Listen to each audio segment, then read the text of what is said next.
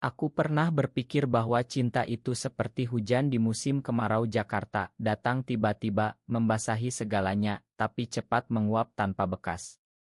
Sampai hari itu, ketika air mataku jatuh di depannya, dan untuk pertama kalinya, Rea benar-benar melihatku. Bukan sebagai teman sekolah, bukan sebagai sahabat yang selalu ada di sisinya, tapi sebagai seseorang yang hatinya telah remuk bertahun-tahun karena dia. Namaku Ardi, lahir dan besar di pinggiran Jakarta Selatan, di sebuah rumah kecil yang selalu ramai dengan suara motor lewat dan aroma gorengan dari warung sebelah. Aku bertemu Rea saat kami masih kelas 1 SMA, di sebuah sekolah negeri yang penuh dengan anak-anak dari berbagai latar. Dia tinggi, berkulit sawo matang khas anak pantai meski lahir di kota, dengan senyum yang bisa membuat siapa saja luluh. Aku biasa saja, berkacamata, suka membaca buku di perpustakaan sekolah, dan selalu jadi pendengar setia cerita-ceritanya. Dari awal aku tahu perasaanku padanya berbeda. Saat yang lain membicarakan gadis-gadis cantik di kelas sebelah, hatiku justru berdegup kencang setiap Rea duduk di sebelahku, bahunya menyentuh bahuku saat kami belajar kelompok. Di Indonesia ini, di tengah masyarakat yang masih memandang curiga pada hal-hal seperti ini, aku menyimpan rahasia itu rapat-rapat. Takut. Takut pada keluarga yang religius, takut pada teman-teman yang sering bercanda kasar tentang nyebanci atau homo. Tapi yang paling kutakuti adalah kehilangan Rea. Kami habiskan hari-hari bersama. Pulang sekolah naik angkot berdua, nongkrong di warung mie ayam dekat rumahku, atau belajar di taman kota saat sore menjelang. Rea cerita tentang mimpi jadi arsitek, tentang keluarganya yang broken home, ayahnya pergi dengan wanita lain saat dia kecil. Aku dengar saja, sesekali kasih saran, tapi mostly cuma senyum dan bilang, kamu pasti bisa, A. Dia mulai pacaran dengan Rina di kelas 2.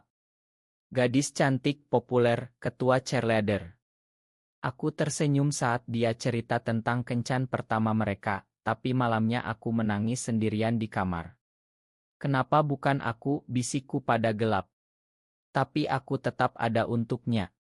Saat Rina selingkuh dengan cowok basket, aku yang jemput dia di mall, dengar curhatannya sampai larut malam. Kamu selalu ngerti aku, katanya sambil peluk aku erat.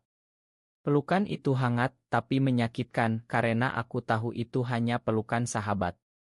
Tahun-tahun berlalu. Kami lulus SMA, masuk universitas yang sama di Jakarta, dia arsitektur, aku sastra. Hubungan kami tetap dekat, tapi aku semakin tenggelam dalam rahasia. Aku coba pacaran dengan cewek, tapi gagal. Hati ini hanya untuk Rea. Dia ganti pacar berkali-kali, selalu cerita padaku saat putus. Aku jadi tempat sampah emosinya, tapi aku rela, asal bisa dekat dengannya. Suatu hari, di tahun ketiga kuliah, dia bilang ada gadis baru, namanya Lara. Kali ini serius, Dia beda. Aku senyum paksa, bilang selamat. Tapi dalam hati, retak semakin lebar. Aku mulai menjauh sedikit, tapi dia yang tarik aku kembali. Kenapa lo menghindar? Kita kan sahabat Orer. Aku tahan sampai malam itu. Kami lagi nongkrong di kai dekat kampus, hujan deras di luar. Rea cerita antusias tentang rencana liburan dengan Lara ke Bali. Dia bilang mau kenalin aku ke orang tuanya. Senyumnya lebar, matanya berbinar. Aku coba ikut senang, tapi dada ini sesak. Air mata tiba-tiba jatuh, tanpa suara. Lo kenapa? Tanyanya bingung. Aku hapus air mata cepat. Gak apa-apa, debu masuk mata. Tapi dia tahu aku bohong. Cerita dong. Lo jarang nangis gini. Aku geleng kepala, tapi air mata semakin deras. Bertahun-tahun kutahan, akhirnya jebol. Aku capek, A. Capek apa? Capek lihat lo bahagia sama orang lain, sementara aku cinta sama lo. Dari dulu. Ruangan seolah hening. Hujan di luar semakin keras. Wajah Rea pucat, matanya lebar. Apa maksud lo? Aku tertawa pahit. Lo nggak ngerti. Aku gay, ah. Dan aku cinta sama lo. Bukan sebagai sahabat. Tapi beneran cinta. Dia diam lama. Lalu bangun bayar bil dan pergi tanpa kata. Aku duduk sendirian, air mata bercampur hujan yang masuk dari pintu terbuka. Malam itu dunia aku runtuh. Keesokan harinya, Rea menghilang. Chatku dibaca tapi nggak dibalas. Telepon nggak diangkat. Aku panik tapi juga malu.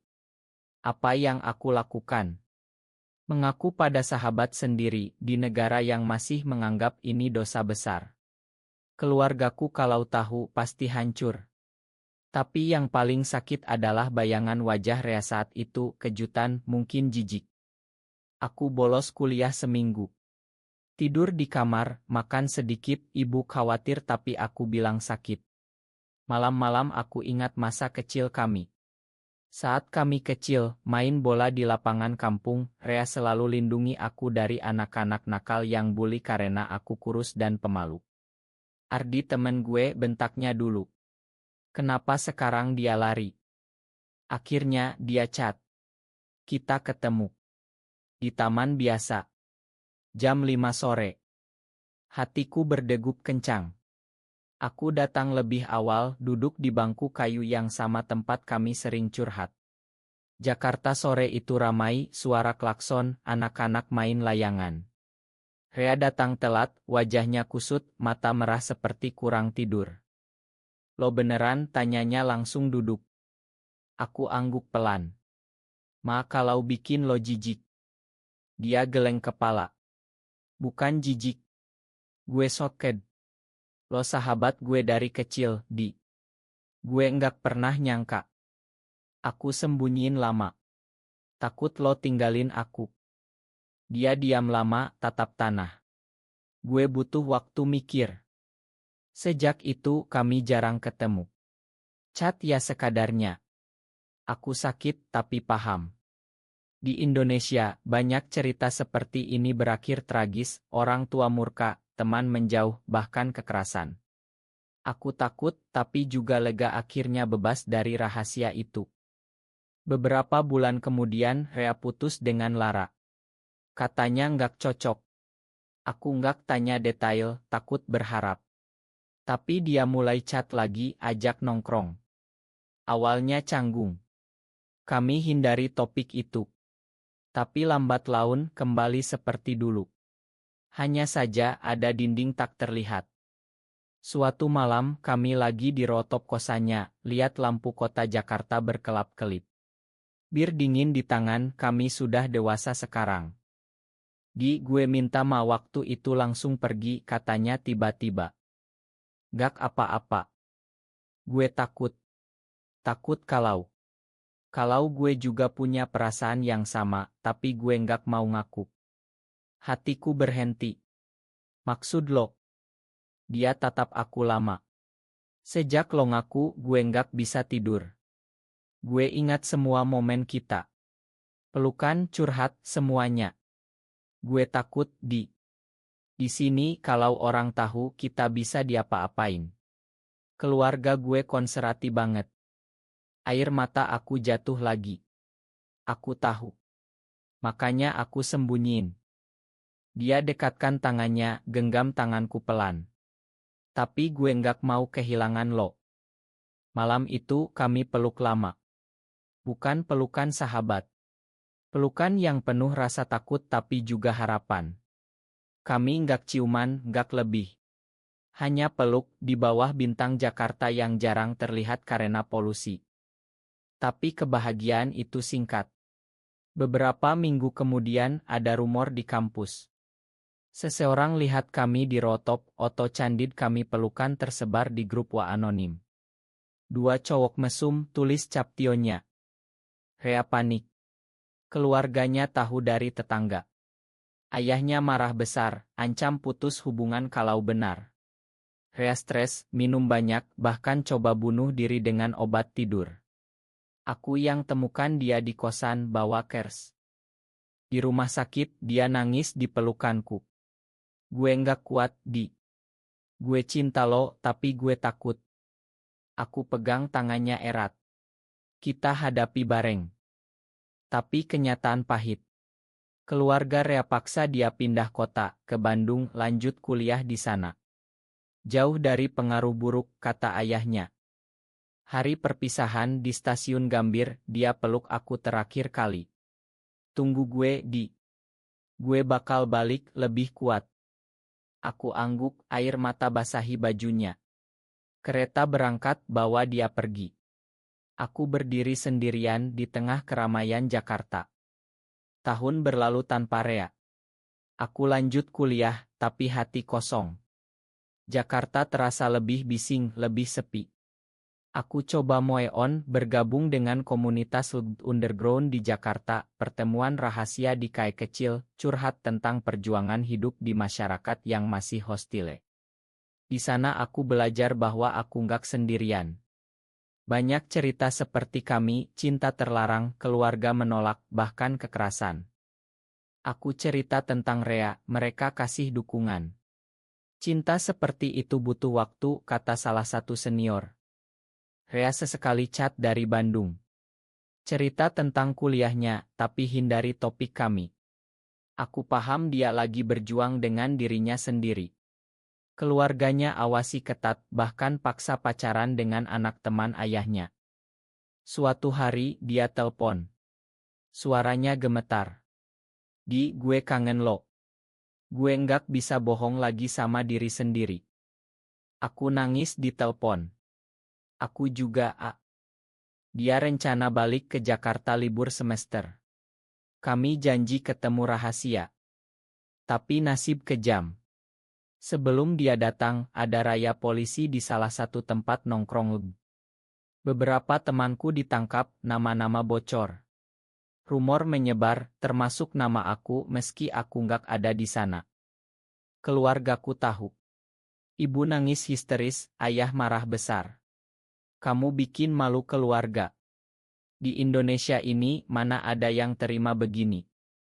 Mereka paksa aku ke ustadz, terapi konversi, doa bersama, puasa, bahkan bawa ke psikolog yang bilang ini penyakit. Aku tahan, tapi hati remuk. Aku kabur dari rumah, tinggal di kosan teman. Rea tahu, dia nekat naik kereta malam ke Jakarta. Kami ketemu di hotel kecil, rahasia. Malam itu untuk pertama kali kami ciuman. Lembut, penuh air mata. Aku cinta kamu, Di. Apapun yang terjadi. Tapi pagi harinya, kenyataan kembali. Keluarga Rea tahu dia di Jakarta, ancam laporkan polisi kalau nggak balik. Mereka bilang aku pengaruh jahat. Rea harus pilih, keluarga atau aku. Dia nangis. Gue nggak bisa tinggalin keluarga gue, Di. Mereka semua yang gue punya. Aku paham, meski sakit. Pergi aja, Aku nggak mau lo hancur karena aku. Dia peluk aku erat. Ini bukan akhir. Tapi rasanya seperti akhir. Dia balik ke Bandung, kami putus kontak untuk sementara. Aku sendirian lagi. Kerja paruh waktu, lanjut kuliah online. Hidup di Jakarta semakin berat, diskriminasi di mana-mana, teman lama menjauh.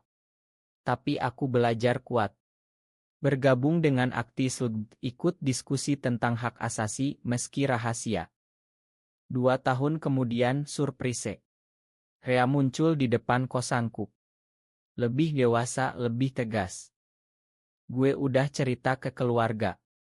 Awalnya marah, tapi lambat laun paham. Ayah gue sakit, gue rawat, dan di saat itu gue bilang semua.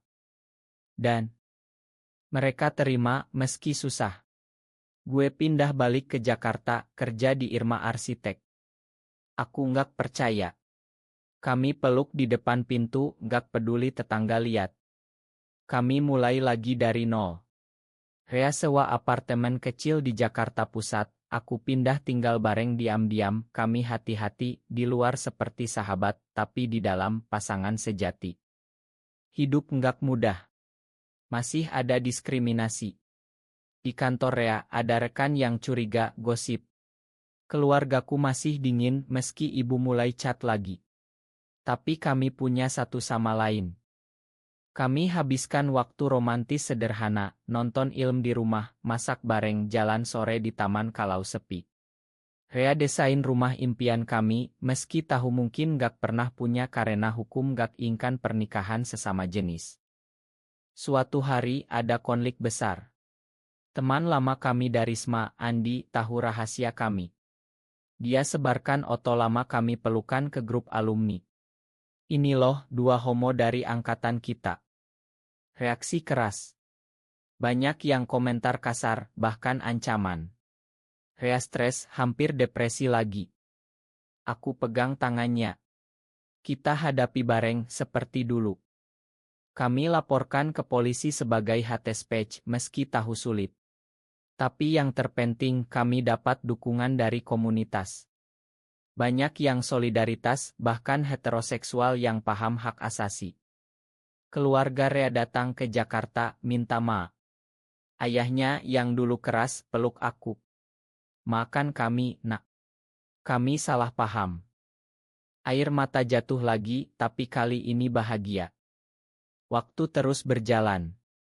Kami semakin kuat. Rea sukses di karier, aku lulus dan kerja sebagai penulis relance, cerita tentang isu sosial termasuk meski pakai nama samaran. Kami liburan ke tempat yang aman, Yogyakarta, Bali bagian tertentu di mana komunitas lebih terbuka. Di pantai, kami pegangan tangan saat sepi, rasanya seperti mimpi. Tapi ada pengkhianatan kecil yang mengguncang. Rea pernah dekat dengan cowok lain saat kami lagi ribut, dia takut komitmen karena tekanan masyarakat. Dia ngaku, nangis minta maaf. Aku sakit hati mendalam. Kenapa, A? Gue takut kita nggak bisa bahagia di sini. Gue coba lari. Kami hampir putus. Aku pindah sementara ke rumah teman. Malam-malam kesepian, ingat semua perjuangan. Tapi cinta terlalu dalam. Kami balikan, janji lebih kuat. Konseling bareng di psikolog yang ramah. Konflik itu buat kami lebih dewasa. Kami paham bahwa cinta kami nggak sempurna, tapi nyata. Akhirnya, setelah bertahun-tahun, kami temukan kedamaian. Kami nggak butuh pengakuan negara, cukup satu sama lain.